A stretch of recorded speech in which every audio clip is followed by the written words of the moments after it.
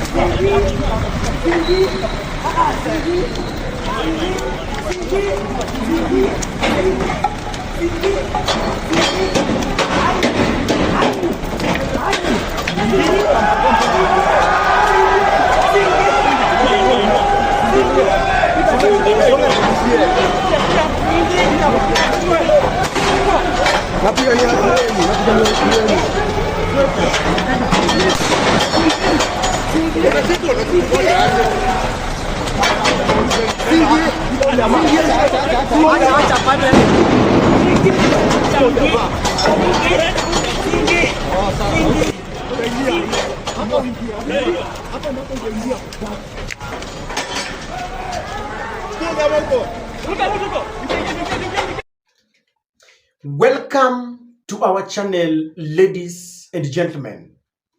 I have begun this analysis by showing you that video because for the last 2 months we've had our youths on the streets, youths that decided that they are tired. Most of their t-shirts were printed "Tumechoka." And indeed, it was not only the youths who were tired, but the entire nation were and are still tired to date. We seem to have, to have forgotten why our Gen Zs went to the street. And William Ruto has decided to deal with the issues that were put forward by Gen Zs as an escapist, because instead of confronting the situation, what William Ruto has done is that he has now shifted the blame game. What William Ruto is doing is saying it is Gachagua who wanted to topple his government. It was Uhuru who wanted to do the same. It was the Ford Foundation. Then it is now Jimmy Wanjigi. I don't know exactly who wants to topple Ruto's government. But Kenyans and Gen Zs are asking one question: whether or not someone wants to topple Ruto's government, that is a story that he needs to deal with. Because we've had very many stories ever since William Ruto took over power. We know of a story that was created and choreographed, that someone wanted to kill Wafula Chebukati, to abduct and kill him. We have waited and waited for so long for a commission of inquiry to be formed, to investigate and tell us exactly who wanted to kill Wafula Chebukati. No one. We've heard stories of people who are being killed and were being thrown into River Yala. We want to know those people. Now, we are being told of some people who want to topple William Ruto's government. William Ruto has the intelligence, has the machinery, has the DCI, has got everything, the police. He is the commander-in-chief of all the armed forces. This choreographed story that someone wants to, topple Ruto's government, he should just arrest and let that person be taken to court. But we do not want to make stories of someone who wanted to topple Ruto's government with the real issues that Gen Zs are talking about. If you listen to what these people are talking about, it is it is an elaborate, articulated issues that are local and external. The IMF, the USA, and all the capitalists, people like Bill Gates, wasted in government, corruption, recycling of leaders, a government that does not listen to us. And you have seen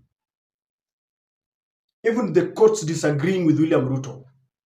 Now, William Ruto feels that by doing this, he is now stable. By incorporating opposition politicians in government, he feels he is safe.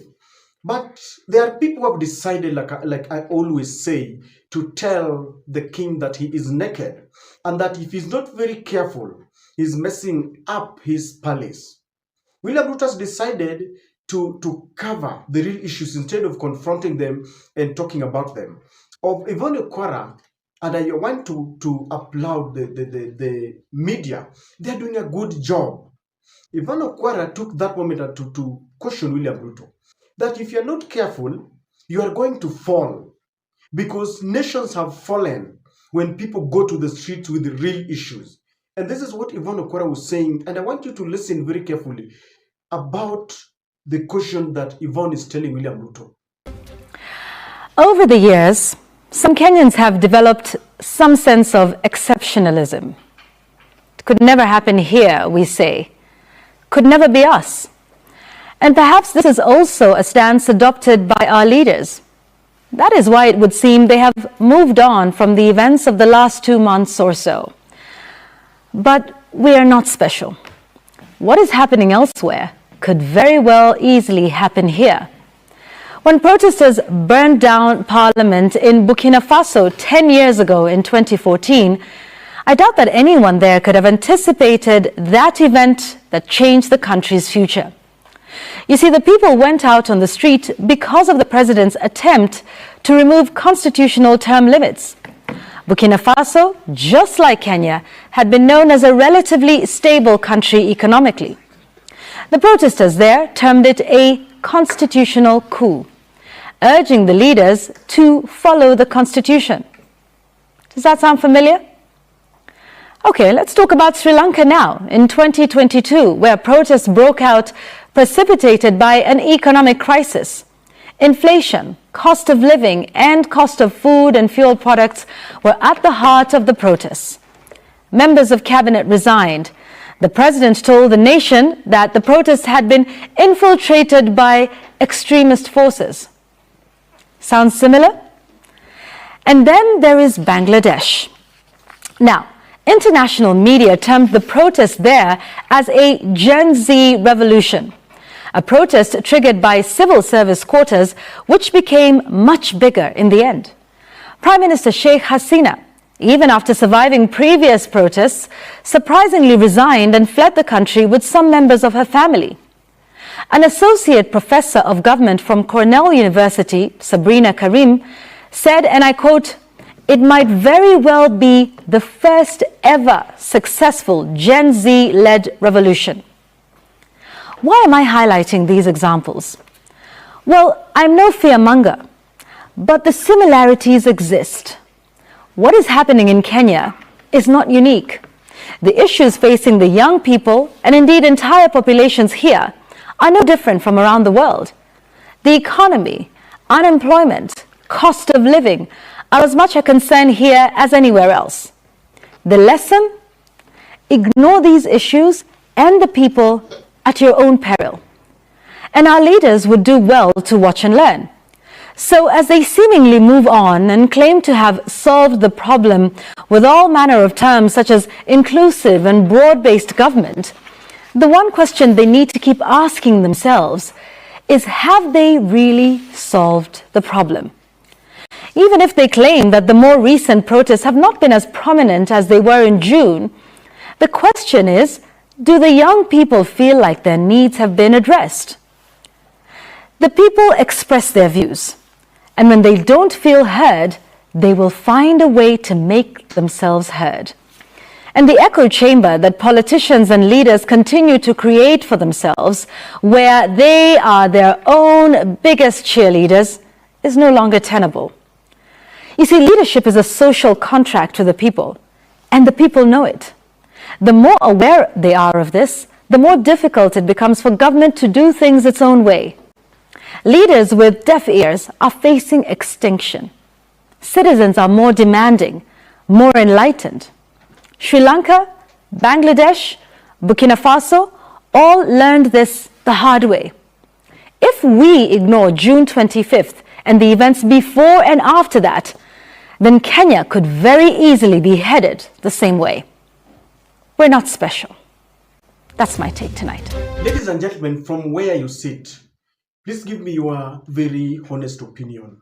Do you think William Ruto has dealt with the problems that youths were talking about? And I've heard the ODM fraternity saying that what the youths are talking about are not anything new, but they're issues that they've been talking about: inclusivity, or eradicating corruption and wastage, and they're saying that it is now, it's high time that people sit down and relook into issues as a nation. But Gen Zs feel that this is a fallacy because, and many people think that Raila Amolo Odinga betrayed them. They're saying that Raila had the best opportunity to put this government to pressure. But if you ask me, sometimes we are becoming too hard on Raila. Because all these things, the situation we are in is because some people rejected Raila when he presented himself to the ballot, to the people, and they decided to vote William Samoei Ruto. Now, 2 months, 2 years down the line, they feel that William Ruto is bad, and they want Raila to be the sacrificial lamb. Now they are blaming Raila. And I think we should put the blame where it is. And I understand that maybe people felt that with Gen Zs, together with Raila, they would have put much pressure. But just the other day, Raila was on the street with the Azimio fraternity. And some people, the very few people are now making noise, saying that their businesses, Raila wanted their businesses to collapse. But be that as it may, William Ruto is postponing, there's a problem that he keeps on postponing. And this is like sitting on a time bomb. One day, like a volcano, it will explode. And when it does, it will be too bad for Ruto and the entire cabinet and the entire government. And you see, the issues that Gen Zs are talking about are real issues and very easy to tackle. Very easy to tackle. Stopping corruption simply means, because if you ask me, they have stolen enough.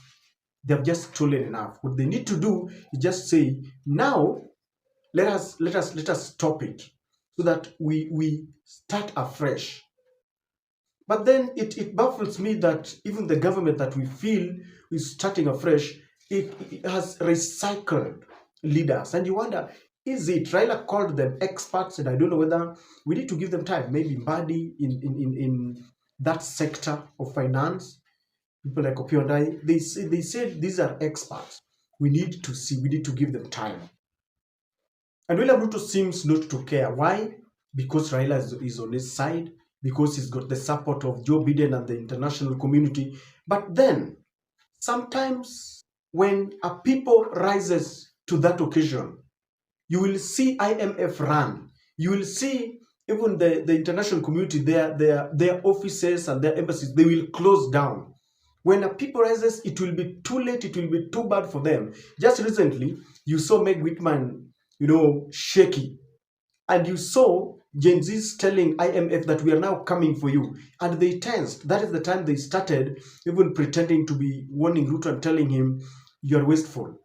And ladies and gentlemen, we need to work as a team, because this political class, these people I keep on mentioning, Mudavadi, Raila, Wetangula, William Ruto, I don't know, Gachagua, and even the retired President Uhuru Kenyatta, these people are the same.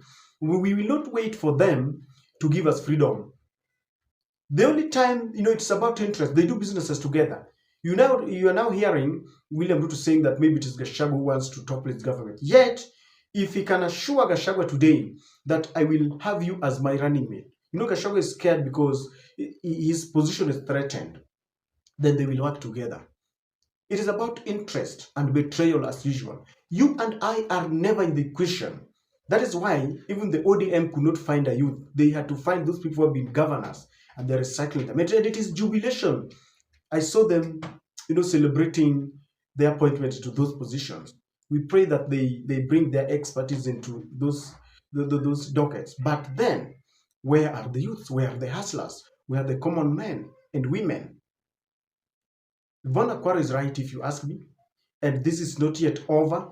Ruto might think that he's suppressing people by the bullet. He's suppressing them by threats. People are being abducted. But one day, people will overcome all these threats, because I know even the police is tired. A few are still being used. Sooner than soonest, it will explode.